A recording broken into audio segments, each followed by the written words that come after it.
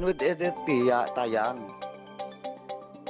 And you mentioned Presi Garcia.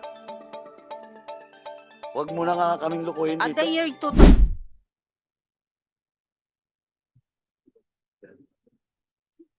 Please proceed po. Please proceed.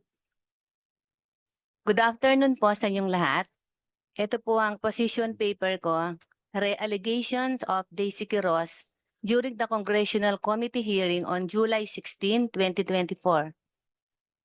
Ako po si Priscilla M. Garcia, ang tinutukoy ni Daisy Quiroz na Presi Garcia, na may-ari ng PNG Realty.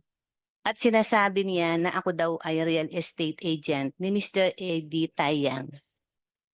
Ako po ay isang licensed real estate consultant simula noong July 19, 2022 and licensed real estate broker simula noong March 30, 2011 under PRC. Bilang patotoo, inilalakip ko dito bilang Annexes 1 and 2 ang aking PRC IDs na real estate consultant at real estate broker. Una po sa lahat, mariin ko po ang itinatanggi na nakatrabaho ko po si Daisy Quiroz. Hindi ko po kailanman nakatrabaho sa pagiging broker si Daisy Quiroz. Pero kilala ko siya dahil isa rin po siyang real estate broker sa Pampanga. Nakatanggap po ako ng messenger link ng congressional hearing noong July 16, 2024 at doon ko po nalaman ang pantadawit sa pangalan ko ni Daisy Quiroz. Walang katotohanan at mariin ko pong itinatanggi ang sinabi ni Daisy Quiroz na ako daw po ay real estate agent ni Mr. Eddie Tayang. Bilang patotoo sa aking pahayag na walang katotohanan ang sinabi ni Daisy Quiroz, inilalakip ko po dito bilang Annex 3 ang screenshot ng kanyang message request sa akin na natanggap ko sa aking messenger account 2 araw pagkatapos noong Congressional Committee hearing noong July 16, 2024. Makikita po sa nasabing message request na si Daisy Quiroz ay hindi ko friend sa Facebook at siya ay humihingi ng sorry. Makikita sa nakasipi sa screenshot ang mga katagang "You're not friends on Facebook." Isinasaad ko po dito ang laman ng nasabing message request ni Daisy Quiroz. Good evening, Ate Presi. I am so sorry. Sinipit da na ako king kilwal aniyang break time. Pekisabihan da ako ding PNP, NBI at CIDG. May nga sipit no choice ko. No choice ko. Ketang bata ng Mayor Gonzales, Chuchula. Tinagalog ko po. Magandang gabi, Ate Presi. Lubos akong humihingi ng kapatawaran.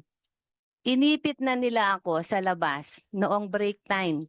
Kinausap ako ng PNP, NBI at CIDG. Naipit ako. Wala na akong choice. Wala na akong choice yung mga bata ni Mayor Gonzales. Chuchu sila. Makikita rin na nasend yung message request noong July 18, 7:13 p.m. Habang ang parte ng video noong Congressional Committee hearing kung saan binanggit niya ang aking pangalan ay pinadala niya noong July 19, 9:33 p.m. Hindi ko po inaccept ang message request niya dahil hindi ko alam kung ano pa po ang gagawin niya. Dahil sa kasinungalingan na ginawa ni Daisy Quiroz, ay naghain po ako ng reklamo sa Philippine Association of Real Estate Broker or PAREB Pampanga Chapter. Dahil sa pagdamay po niya sa akin at sa kanyang walang basihan na akusasyon na mayroon daw akong kinalaman sa transaksyon ni Eddie Tayang. Inilalakip ko po ito, ang kopya ang nasabing reklamo bilang Annex 4. Wala pong dahilan para idamay ako ni Daisy Quiroz sa usapin na kanyang kinasasangkutan, pero maging ang mga congressman na nasa panel noong July 16, 2024 investigation ay nagsasabi po na siya ay nagsisinungaling at nagdadamay ng kanyang competitor dahil pangalan lamang ng mga competitor ang binabanggit po niya. Hindi ko rin po personal na kilala si Mr. A.D. Taiyang at hindi po ako nagkaroon ng personal interaction sa kanya. Nakita ko lamang po si Mr. A.D. Taiyang sa mga post sa Facebook na kung minsan ay nadadaan sa aking Facebook newsfeed. Nalaman ko lang po ang mga transaksyon ni Mr. A.D. Taiyang dahil sa napapanood ko po sa congressional hearing sa social media na dumadaan sa Facebook. Maraming salamat po, Your Honor. Thank you, Ms. Presi. Before we proceed, let me acknowledge the presence of Deputy Majority Leader, Congressman Janet Garin, representing the First District of Iloilo. Thank you for coming. You want to ask? Yeah. Follow up, please Mr. proceed. Chair, if I may be allowed to ask questions. And thank you very much, Mr. Chair. May I ask Ms. Daisy Quiros, Mr. Chair, if she is around? Okay. Magandang hapon po. Po, Congresswoman Garin, is this related to Ms. Presi? Yes, Mr. Chair. Okay, I- kasi para lang. Yes, organize it's it. very Okay. quick, very quick. Okay, please proceed. Yeah. Ma'am Daisy, nakasama niyo po ba si Ms. Presi Garcia sa transaksyon niyo kay Mr. Eddie Yang? Hello? Nakasama niyo po ba si Ms. Presi Garcia sa mga transaksyon niyo kay Mr. Eddie Yang? Yes po, some transaction. Ay, So- no kay AD Yang po. Kasi po nung last time, Teka, Ms. Daisy, yes. hindi po, nakasama niyo po ba si Ms. Presi Garcia sa transaksyon niyo kay Mr. Eddie Yang or hindi? hindi po kay Mr. AD Yang. So hindi mo siya nakasama sa Opo. transaksyon kay Mr. Eddie Yang? Opo. Sa Okay. other transaction po. Kasosyo mo ba siya sa kung ibang mga transaksyon o hindi? Na-offer lang po. Anong ibig po sabihin, Mr. Chair, nung na-offer? In behalf of Mayora Wong po. Ano pong ibig sabihin nun, Mr. Chair, na na-offer? Ibig ba sabihin, naging magkasabwat kayo bilang broker or Nag-meet po magkakilala? kami together with Mayora Wong during that time, at the year 2018. Mr. Chair, kung pwede lang po tayong maliwanagan, yung panahon na yon, ano ang iyong role at ano ang role ni Presi Garcia? Real estate broker po. Pinag-meet po kami ni Mayora Wong dun sa Pancake Laos Group regarding po the isang transaction Kaninong lupa po ito, Mr. Chair? sa De La Paz. So ito ay lupa ba ni Mr. Eddie Yang o hindi? Not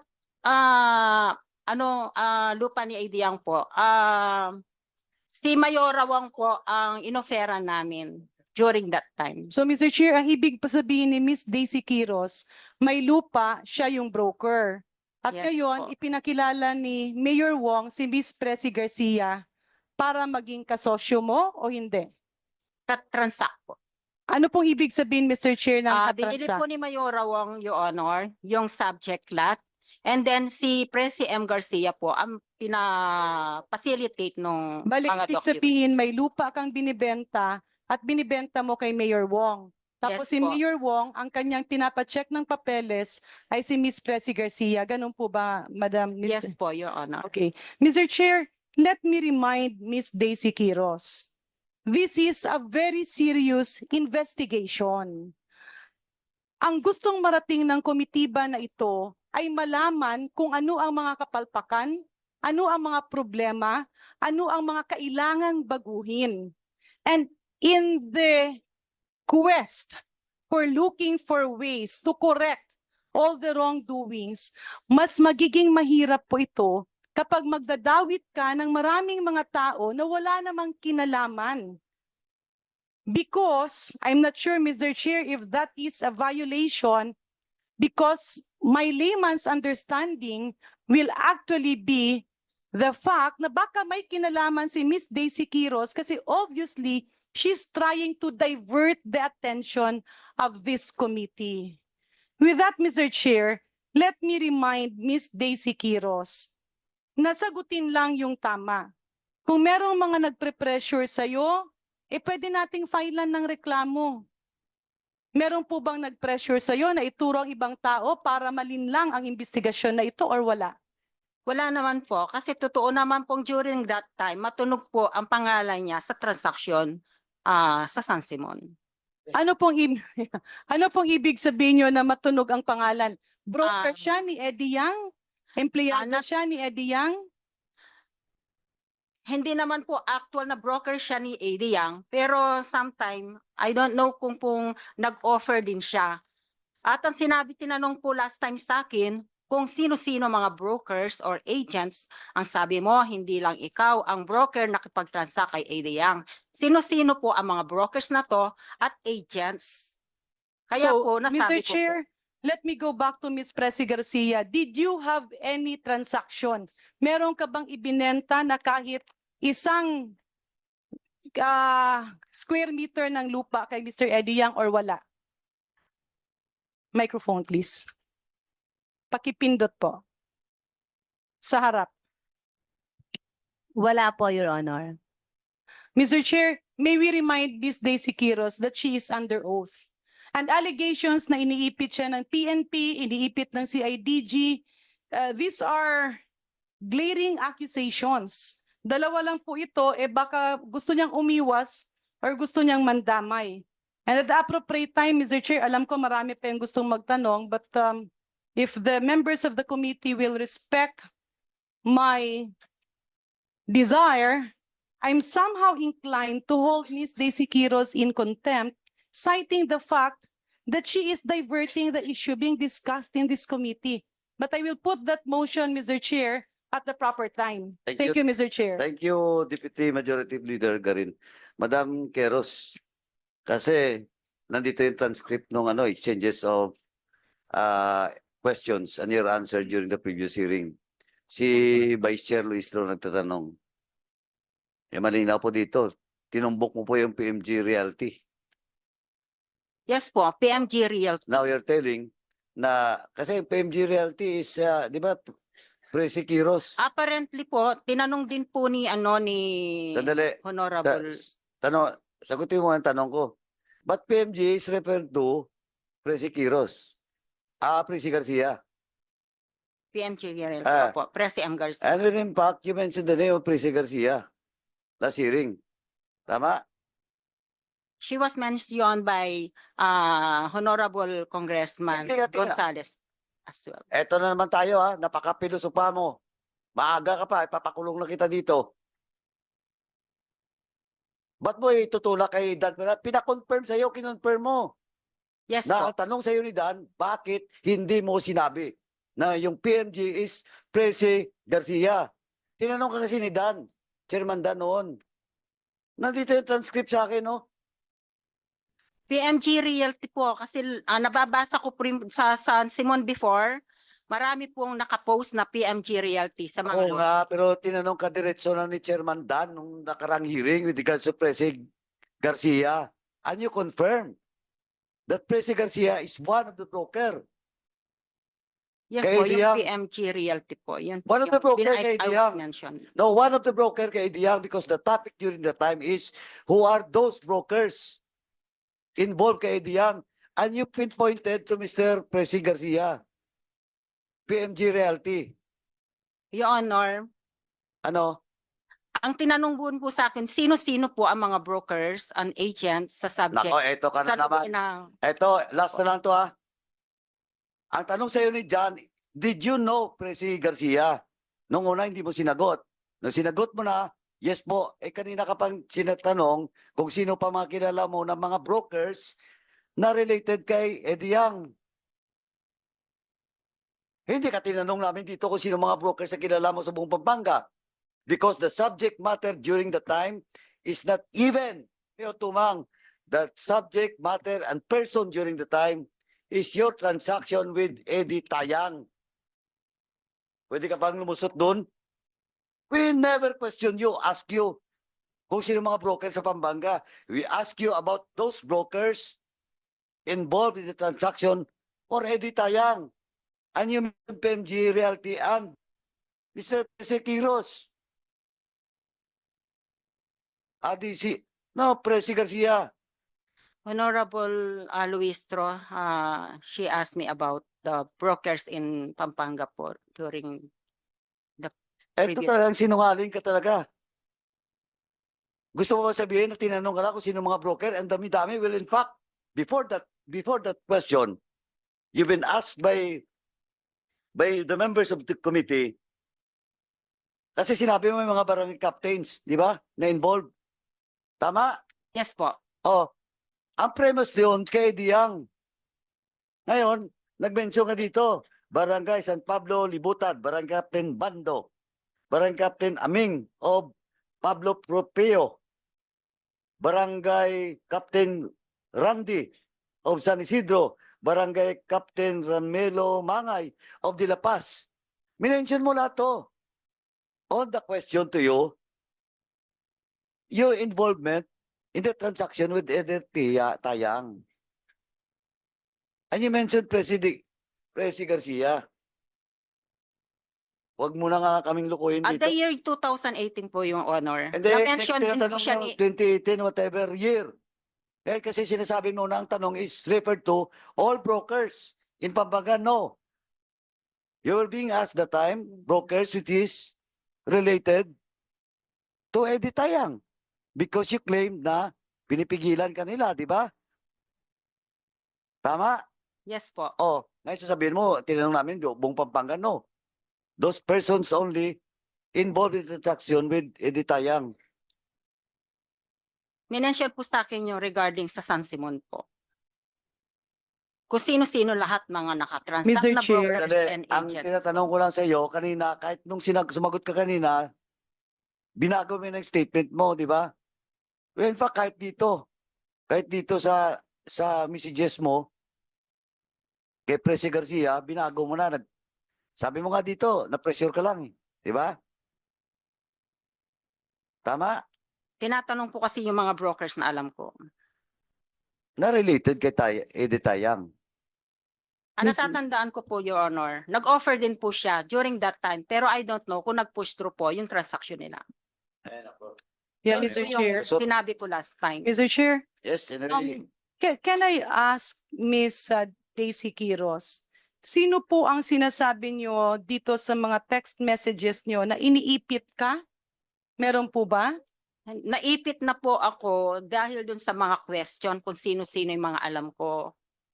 Okay, naipit ka sa aling issue po, to be specific? Dahil Yung ikaw mga- ba ay kasabwat ni Mr. Eddie Yang? Hindi po. Yung mga kakilala or colleagues na kakilala ko na nag-offer as real estate broker ka or agents, sino-sino pa yung mga kakilala mo? Okay, Mr. Chair, may I ask Miss Daisy Quiros, nung ikaw po ay katransaksyon ni Mr. Eddie Yang, sino-sino po ang kaharap nyo? Ang kaharap ko yung mga some brokers po there in San Simon. Hindi, Ah, Mr. usually, Chair, if in- I may. Ma'am Daisy, uulitin po natin. Napakadirekta po ng tanong. Huwag niyo pong ilihis ang usapin.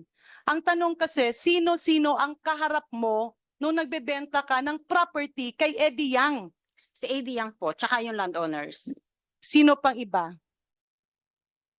Wala Ah. bang abogado si Eddie Yang or sekretarya? Kasi sa pagkakaintindi ko, kapag ganyan, dapat meron kang abogado or sekretarya na kaharap, nagte-take notes, nag-aayos ng mga papel, para mapakita na talagang walang mali doon sa ginawa nyo. Or kung merong mali, di makikita yan. Pero para po matulungan kayo, kasi ang sinasabi mo nga, naiipit ka. Kapag ikaw ay nagbebenta ng lupa, ang kaharap mo sino? Si Eddie Yang. Sino-sino ang kasama niya? Mga staff niya po dun sa office. Yeah, okay. So yung mga staff niya, mga Pilipino naman po, di ba? Filipino po. Okay, Well, pwede niyo first, po bang maibigay ang pangalan ng mga staff niya? That's confidential po kasi. Mr. Chair, may I inquire if the answer is correct? Ganito po just to reiterate, ang tanong ko po, nung siya ay nagbenta ng lupa, sino ang kaharap niya? Ang sabi niya si Mr. Eddie Yang at mga staff. Kaya nga ang sabi ko, para matulungan si Ma'am Daisy na ang feeling niya kasi naiipit siya, para maipakita na legitimate siyang nagbebenta ng lupa, sino yung kaharap niya? Kasi kung broker ka at yung kaharap mo, ibang broker na nagbebenta, paano ka magbebenta? Sa nagbebenta rin, di ba magbebenta ka sa buyer?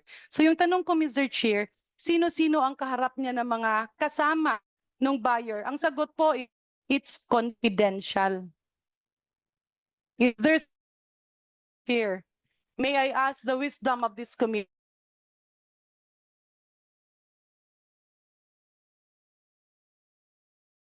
Pension mo.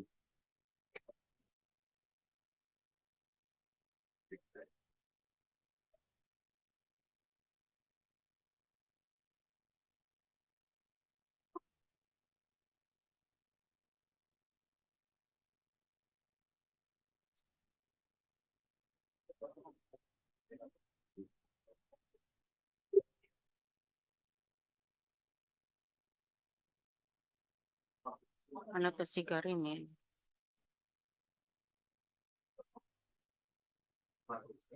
Kita ko na yung picture namin para.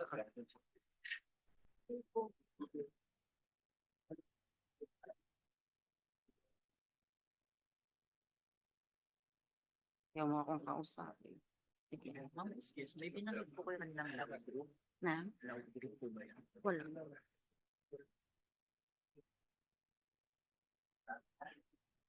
Sabi ko Hearing resume. Inano niya ako. Sige. Yeah, Mr. Chair, yes, Congressman Marcoleta. may I first clarify one thing, Mr. Chair? Please proceed. Because if we rely on the position paper of Priscilla M. Garcia, she quoted that Daisy Quiros made the following text messages to her. Magandang gabi, Ate Presi. Lubos akong humihingi ng kapatawaran. Iniipit nila ako sa labas noong break time. Kinausap ako ng PNP, NBI, CIDG. Naipit ako. Wala na akong choice. Yung mga bata ni Mayor Gonzales, chuchu sila. How can we now rely on the testimony of this witness, Madam Chair, Mr. Chair? Ipit na siya. At kung titignan po niyo kung sino yung umiipit sa kanya, PNP, NBI, CIDG at saka yung mga bata ni Mayor Gonzales. So takot na takot, under duress ang ating witness. Do we expect any true statements that will come from her that will benefit this committee? Sir, excuse me. City po, city. Well, Kasi sir. with Siguro the- po, Mr. Chair, tanungin natin, sino-sino sa mga PNP rito, CIDG NBI. at NBI na nandito ang umipit sa inyo? At sino po yung mga bata ni Mayor na chuchu? Miss Daisy, please reply. Pwede bang ituro mo? Hello, Your Honor. Kaya ko po naisip yun during that time na sinasabi, may video na umattend ako ng special gathering, which is not true po. Ang totoo po niya, nagpunta po ako sa assessor's office para po magpadeklara ng tax declaration po doon sa pangalan ni Rudy Ngo. Madam Daisy, hindi po ninyo sinasagot yung tanong namin. Nagsusumbong po kayo kay Chris. Presi na kayo po ay nagsosorry sapagkat iniipit kayo ng PNP, ng NBI, ng CIDG at sa mga chuchu ni Mayor Gonzales. Sino po sa mga nakikita nyo ngayon ang umipit sa inyo? Para Ina- malaman natin. Po. Ang tinatanong po sa akin, sino pa mga alam mo? Sabi po, na Naintindihan po Nakapit- ba nyo yung tinatanong ko sa Opo. inyo? Sino po ngayon na nakaharap dito ang umipit sa inyo? taga CIDG po ng Pampanga, tinanong po ako. Wala po rito. Mr. Chair, quick interjection nandiyan. kong Marcoleta. Please. Her question is, tinanong po ako, baka pwede nating maklarify, synonymous ba ang tinanong at inipit? Kasi umiiba-iba ngayon eh. And for the Okay. record, Mr. Chair, my question earlier was still not answered. I really want to help. Ma'am, I haven't met Miss Daisy Quiros. Pero kung wala naman talagang mali doon sa transaksyon, nagbenta siya, may buyer, may mga tao doon nakasama yung buyer, may tumutulong sa papeles ng buyer. Walang problema yun eh. But the mere fact that I'm hearing from Miss Daisy Quiros it's confidential, hindi niya pwedeng masama yung mga kausap niya nung binibenta niya yung lupa. Again, it gives me the red flag kung bakit. Samantalang willing na willing siyang pangalanan yung kung sino-sinong kilala niya sa Pampanga para ituro. It's a clear diversion of the issue that's being discussed at hand, Mr. Chair. So balik tayo, magkapareho ba yung tinanong as compared dun sa text niya na anong tawag yun? Chinucho? Yung Paalalahanan lamang kita, Miss Daisy, no? Kung maaari sana, sagutin mo yung tanong. Kasi it seems na ang iyong mga sagot ay marami ka pang direktang sagot lang. Kagaya nung tanong ni Congresswoman Garin at saka ni Congressman Marcoleta. Tanong ni Congressman Marcoleta, sino umiipit sa iyo? Nandirito ba? Ano sagot mo? Nandito po, pero nagtanong lang po sa akin nung Oh. tinanong ako, sino-sino pa ba yung alam Sige. mo na malapit kay AD Yang? Okay. Sino yung nandito? Si IDG. Si IDG po. Sino pa? Nung after nung nung hearing, previous hearing, may lumapit din po sa akin. Pwedeng alamin mo para sinong contact mong iba na malapit kay AD Yang. Sabi po niya, sinong iba-iba mong transaction para malocate namin si AD Yang. Kailangan namin ng proper information, sabi po sa akin. Ang pagkakaalam ko, dun sa subject property sa San Simon na binili ni AD Yang, kasama po si Presi Garcia dun sa nag-offer po. Kaya po nabanggit ko siya. Does that satisfy Congressman Para- Marcoleta? Madam Mr. Chair. Chair, ako po, ang gusto ko lang kasi kinakasangkapan natin siya para makaalam tayo ng katotohanan. Lahat po ng itatanong natin, magdidepende tayo sa kanya kung totoo ang sinasabi niya o hindi, kahit na po siya sumumpa. Kasi po yung pagkakasabi niya, mayroong umiipit sa kanya, nakita ko po yung mga nangiipit, nakakatakot na mga tao, sapagkat NBI, CIDG, at saka PNP. So lahat ng sasabihin mo rito, kung ikaw ay takot, hindi na namin pwedeng paniwalaan. Yun lang po ang nakakaalarma ngayon. It will be a waste of time, Mr. Chair. Baka dahil sa takot niya, ang sasabihin niya hindi totoo. Kaya ko lang gusto sabihin, yung pagkakaipit ba sa'yo ay talagang tinakot ka? Wala naman pong pananakot. Ano yung sinasabing sinipit dako mo Kapampangan ka. Sinipit Ano po ako. yun in Kaya Tagalog? pong question, naninod po rin Ha? ang taong malapit kang AD Yang. Inipit ka nga, sinabi mo yung PNP pa at saka CIDG at saka NBI. Paano ngayon mapapaniwalaan na katanggap-tanggap o totoo yung sasabihin mo sapagkat ang umiipit sa'yo, mga armadong mga ahensya ng ating pamahalaan? Totoo ba ang sinasabi mo o nagsisinungaling ka lang? po, yung tempong Kawawa naman iniipit. sila kung idadawit Opo. mo sila pero wala silang kinalaman. Yun ang ibig ko sabihin.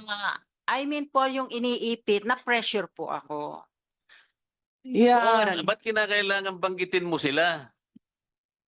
Sa anong paraan kanila inipit?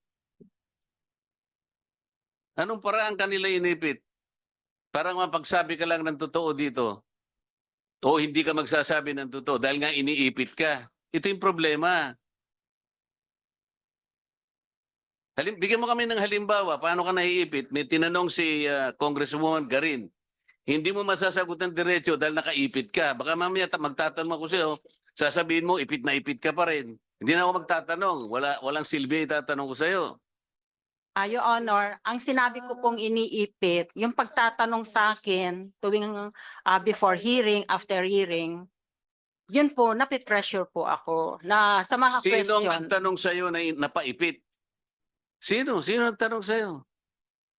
Meron ba nagtanong sa'yo na iniipit ka? Yung taga CIDG po, tinanong niya ako, ang sabi po niya, tapos afterwards meron din nagtanong sa akin, baka may alam ka kung sino kaibigan mong malapit kay AD Yang, para man malocate kami, kasi pati kami na ano na rin, na cited in contempt naman. Pakitulungan mo kami, Miss sabi ko. Daisy, no? Sabi mo naiipit ka. Nasa Anong ito paraan po, ka Mr. naipit? Secretary. Kung magsasabi ka ng totoo, paano ka maiipit? Hindi mo nasasagot ang tanong ni Congressman Marcoleta. Mr. Chair, with due courtesy, sandali lang Mr. Chair, may na-pick up ulit ako kasi medyo nasabi po ni Miss Daisy Quiros ngayon lang na sinabi daw ng CIDG sa kanya na magsabi ka na ng totoo kasi pati kami naiipit na, nako-contempt na kami. Did this august body ever attempt to hold in contempt any resource person specifically from PNP or CIDG? Kakasabi niya lang eh. Siguro po, Madam Chair, kung makasagot lang, Mr. Chair, kasi po may mga pagkakataon, binabasa ko itong ating transcript, kamukha po nung hinahanap natin, nasan si Mr. Aidiang, nasaan yung mag-asawang Pangilinan, nasaan si Roy Gomez. Medyo nagkaroon na po ng exasperation, medyo exhausted po yung ibang kasama natin. Ito pong aking kaibigan, sabi niya, bakit hindi kayo makagawa ng paraan at mahanap? Pagka hindi pa nyo nahanap, iko-contempt ko kayo. Ganun po siguro. Kaya nasabi naman ng ating mga bisita na pati kami naiipit. Baka ganun naman ang context nun, hindi yung iniipit ka. Kasi kung ikaw ang iniipit, sa dami nilang mangiipit sa'yo, hindi ka na makakarating dito. Ipit na ipit ka na. Yeah, Mr. Chair, very quickly, Mr. Chair, very quickly, no? Okay, just Um, a quick yeah. intervention. Sige. Yes, Alam mo, Mr. Chair, nung kabataan pa ni Congressman Marcoleta, ito walang bola, kumpare ko kasi to eh. Nung kabataan ni Congressman Marcoleta, bagong-bago ako sa Kongreso, first term, first round, nakita ko sobrang pogi, nakasmile sa akin. So, nalagang nag-lipstick pa ako, nag-wave ako. Yung pala ang tinitingnan niya ay si Lucy Torres sa likod ko. Kaya, Mr. Chair, let me go back to the letter of Miss Daisy Quiros, dated August 6. I hope you won't mind, ma'am. No? Wala akong dinidiscriminate dito. Pero nakalagay kasi dito, Your Honor, I don't have a relationship with Eddie Yang, which is a big shame for his wife and family to me as well.